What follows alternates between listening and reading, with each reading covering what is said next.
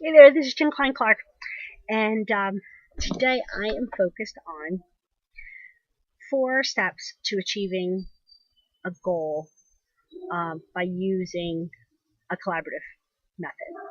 And I really have found this to be so true for me that when I have a goal that is for me, that I don't really have the system in place to be sharing it with others and to have other people holding me accountable, that it so often gets sidetracked. It's a great plan probably, um, but I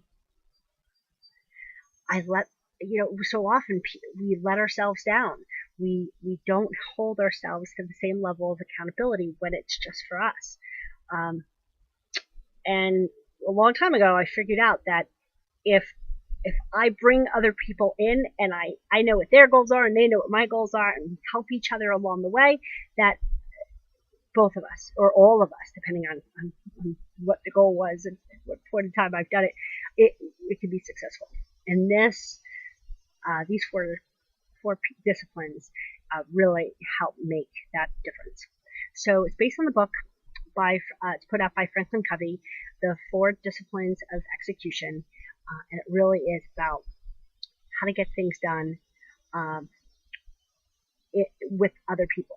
It doesn't necessarily need to be one goal for the entire group, but um, everybody focusing on their specific things and coming together in a group. At least that's how I use it. Got something a little crazy going on here. And so that is what we're focused on. And so the first step is what they call the wildly important goal. That we all live lives out of, with so many pieces going on, so many plates in the air, all of us, and businesses that have lots of moving parts all the time.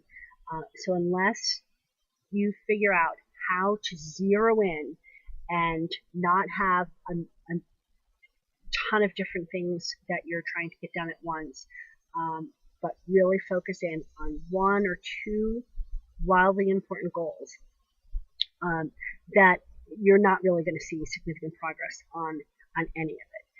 It's all going to just kind of inch along. Take this from the girl who is known for having, 5, 6 really important front burner goals at the same time. When I listen to what I really need, I narrow it down to 1 or 2, and that's when I see the most progress, the most success, and typically on all areas. I focus on these 2 things, but that discipline then gets me to be disciplined in other areas. So, wildly important goals. In the book, they really focus on that when you're creating what it is that you want to get done, it should also feed into. It should be based off of actions that are manageable and can kind of fit within the day. Otherwise, people are going to kind of push it to the side if it's too hard. I don't necessarily agree with that aspect of it. I think you have to be really super clear on what your why is. That you've spent a lot of time on knowing that this goal, accomplishing this, and knowing what the end result is so important that it will drive action all the way to the end. And so I love looking at Gary Keller's book, The One Thing, and his question that says he wants you to have one goal, the one thing, and the question that he asked that I love, and I'm going to read off because I want to make sure I get it right.